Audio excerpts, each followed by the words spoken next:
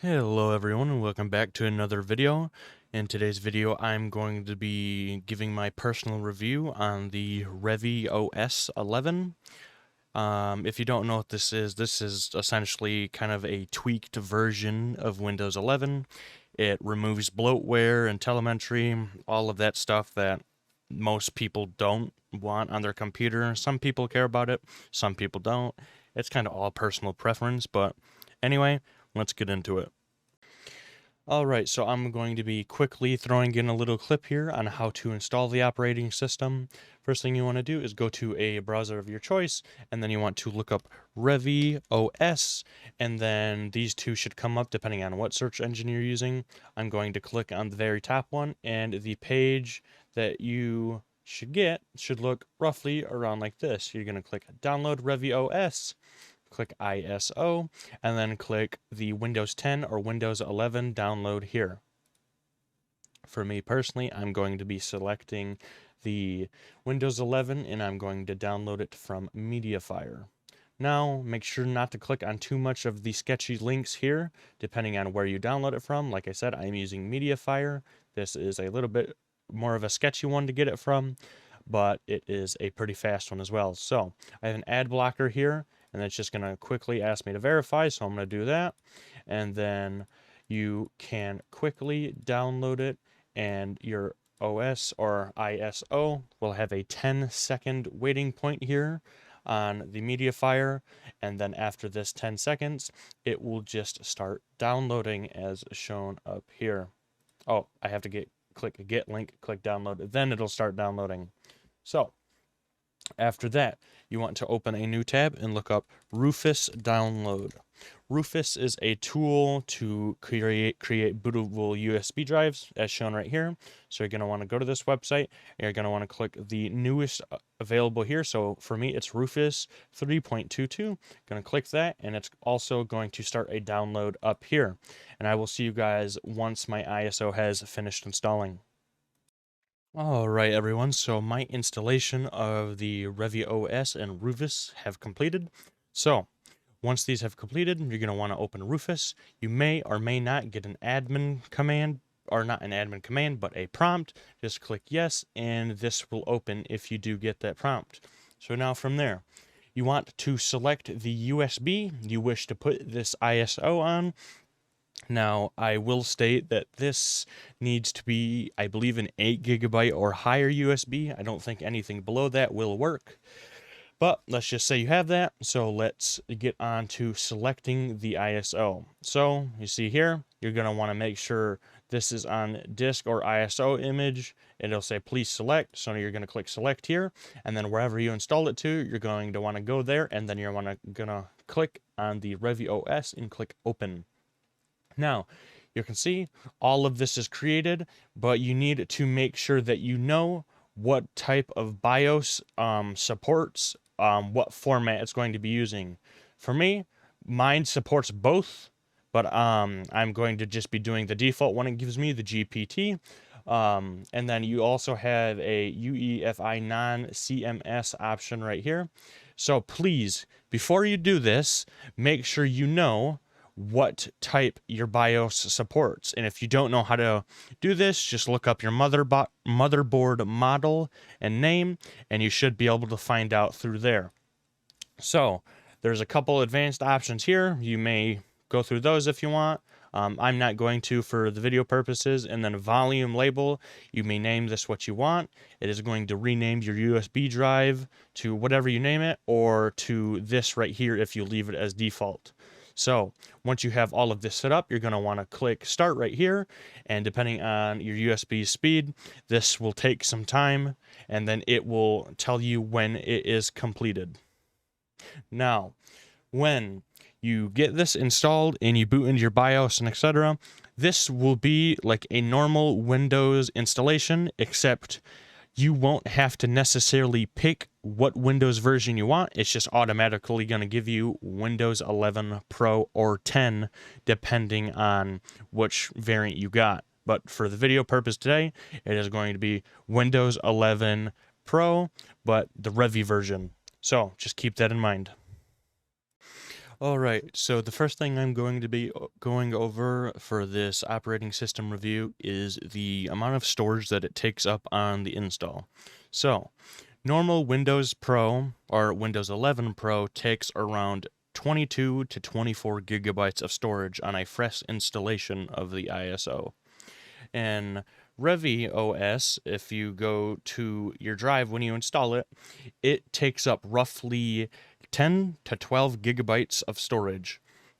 Now, if you're wondering how this happens, is because Windows comes installed with lots and lots and lots of bloatware, like such as pre-installed apps and stuff like that. So, if you are on normal Windows 11 and you haven't tweaked it or did anything like that, if you go to apps and then click installed apps, you'll be able to scroll down here and you will see a massive amount of apps that come pre-installed with your computer.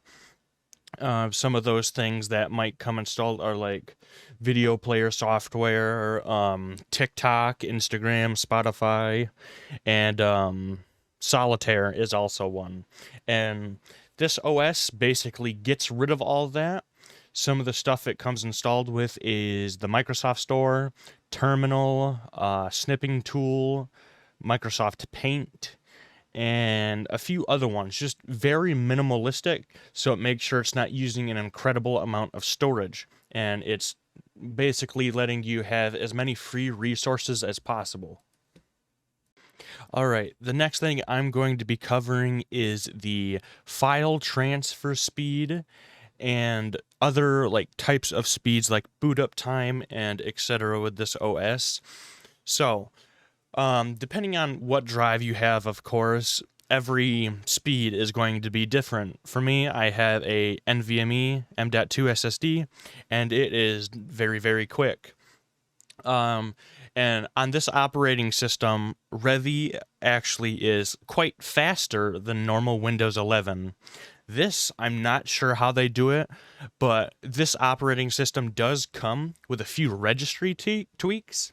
And if you don't know what that is, it's basically just think of it as editing some settings, like advanced settings, and just telling it to do things a little bit different than what the normal Windows 11 does. So say you have a power limit on your computer, right?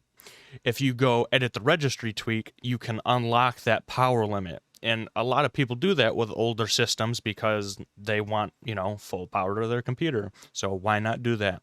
So this OS automatically comes with a few registry tweaks to essentially speed up your system and all types of stuff relating to speed and performance. Their main focus for this was indeed just all about speed and basically minimalism, I guess. And the reason they did that is because they wanted their OS to be focused on just performance and gaming. Now, if you're doing like Photoshop or video editing, of course, this OS is still going to be quite faster than normal Windows because it doesn't come with a lot. And you should be expecting that because, of course, it doesn't come with as much installed. And that is a good thing about this operating system if you're kind of go for a minimalistic type look and feel. Alright guys, just wanted to make a quick note for you here that when you are installing this OS that you need to keep in mind that it doesn't come with Windows Defender automatically enabled, and you need to enable that in the revision tool that I will show here shortly. And if you use something else that is not Windows Defender, like Malwarebytes is what I use. So one of the first things I did when I check this operating system is to check for malware or anything like that, just to make sure that this was completely safe for you guys. And it is, but if you have good antivirus, it will notice here that registry values are changed. And these right here, if your antivirus does flag them, these are not viruses. This is registry keys that are essentially disabling your Windows Defender, if you do have it off at least. So you don't have to be scared or anything like that. This is 100% safe, and it just keeps Windows Defender off. And I would like to note one more thing in this short little cut is the updates are also removed on this OS. You can add them back on the tool, once again, that I'm going to show shortly, but just keep that in mind in case you do like being to the newest Windows updates. Alright, and last but not least, everyone, I am going to be going over the Revision Software tool. So, I have my icons in here, but let's show them. And you can see here that it comes with a revision tool. When you install it, it'll have two other ones, I believe. And that's just some other revision software, but the main one we're going to be focusing on today is the revision tool. So you're going to want to open that. And as you can see here, they have their own kind of little window that is Windows 11 themed. And they have this check out revision, check FAQ, all that stuff. And they also have a Discord. So if you need help with anything in this OS, you can just go make a thread in the Discord and you'll get some support pretty quickly. So down to the security section, you can see we can turn Windows Defender on and off. So say, turn this on, and then you're going to want to reboot your computer, and Windows Defender will be back on your computer. User account control. I have no use for this, and I doubt most people will, but you can see what it does here. It limits application to standard user privileges until an administrator authorizes. And yeah, this isn't really useful for gamers and etc. But if you want maximum security, I guess this is what you would want. Or maybe if you have little siblings or little cousins that use your computer, this would be a good option for you too, so they can't do anything too stupid to your computer and you have to authorize it before they do anything. Now, the Spectre and Meltdown integration, this is another security thing. I have it on because I personally like to have security. I've gotten hacked a few times. I'm not gonna lie to you guys. So I'm kind of smart about things now. I'm always checking and making sure there's nothing bad on my computer, not clicking any sketchy links, and yeah. So Intel TSX. Now this, you can see what it does here. It kind of just boosts the performance of multi-threaded software applications and just helps your performance overall, because let's be honest, most applications use multi-core these days. So that is the security tab. Let's go down to usability. All right, so here we have Windows notifications and linking and typing personalization. I personally have these off because I don't like Windows notifications. I don't like getting that little noise and pop-up down there, so I have them off. And typing personalization stuff, I don't like it kind of just tracking what I type. I'm a person that likes privacy, so I'm going to turn this off personally. And yeah. So if you go under usability and click Windows 11 here, there's two more options. So it says new context menu. And if you don't know what that is, this is the menu right here. As you can see, I'm on Windows 11, but I have the old Windows 10 menu here. And this is what I personally like more. So here, let's go back into my files here. Let's go into Photoshop. I have a few files here, so if I click it, then right-click it, you can see I have this huge drop-down box, unlike the normal Windows 11 context menu.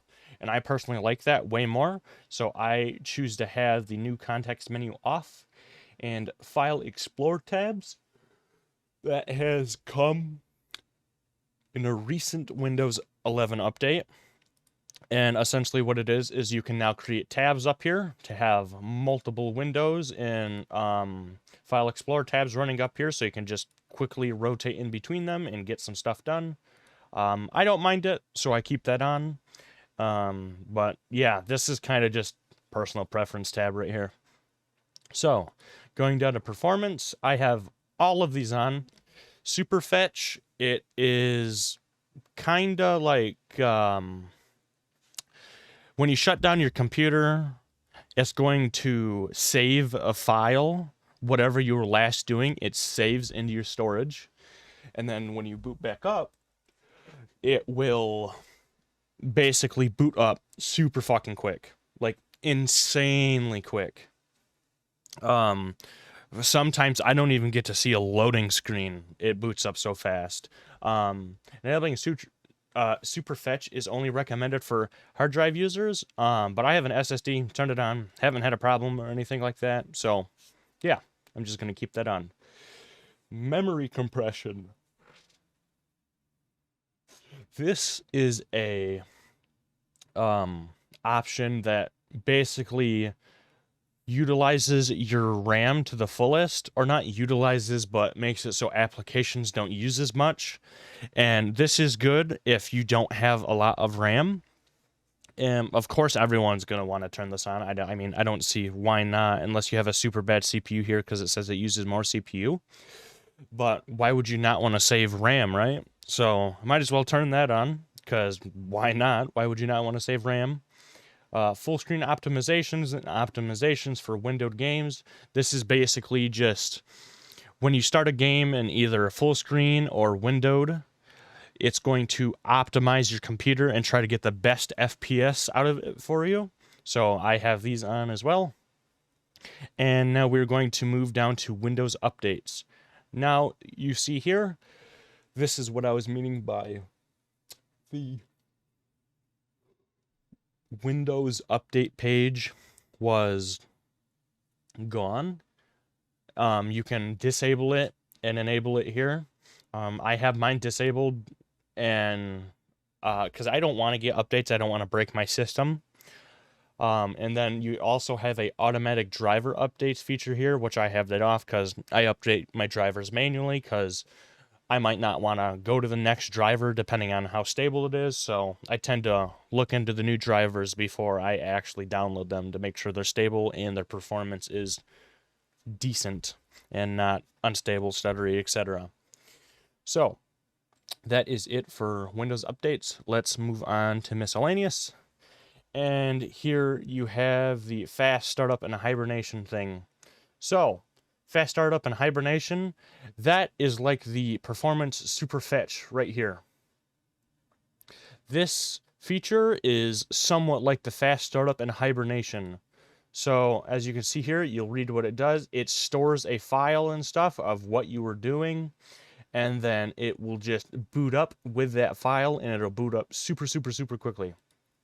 Now, network and GPU monitoring, activate the monitoring services for Task Manager. I enabled this. Don't know what it does, to be honest. As you can see, I just have this. Network is usually always there, but I assume if you don't enable this, it won't be able to track how much network you're using. So I personally like to have that on, and then I turn my GPU monitoring on here too. So I think you should turn this on if you would like to see your network and GPU traffic in Task Manager, but if you're not one that does that, then I guess you could leave this off and you might get a little bit of a performance increase.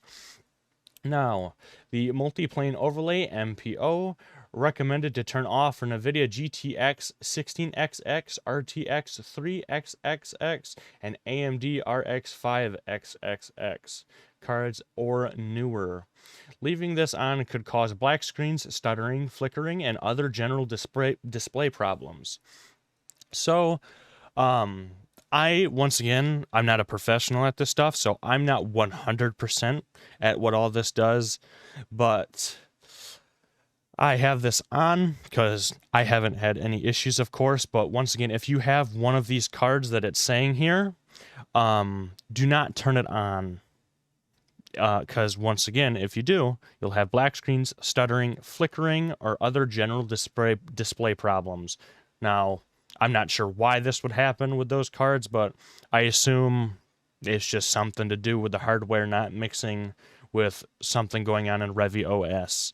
Now, we have a settings icon down here where you can actually customize how this looks, turn it to dark, light, which is terrible. Wow, that hurts. And then you have experimental features, or experimental tweaks, sorry, and then check for updates. Now here you can just check for updates quick. Now you can see I have an update, but I'm not going to do that right now.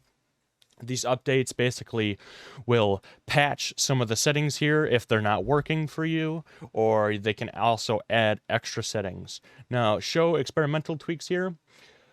What I've noticed is there's not too many extra settings. This is the main one I found right here, and I'm not super into all this advanced shit, so I'm not going to do any of this. As you can see, these two are enabled. I don't know if I turned this on when I first got it, but I'm not into all that, and they're experimental, so this could cause your system to be unstable a little bit and not perform as good as it could. So I'm personally going to recommend you leave this off. And that is the end of this operating system review. I hope you guys enjoyed it. If you'd like a link to download this operating system and a video to explain how to, I will gladly provide that for you down in the description. And other than that, yeah, I hope you guys have a wonderful video, and I'll see you guys in the next one. Peace.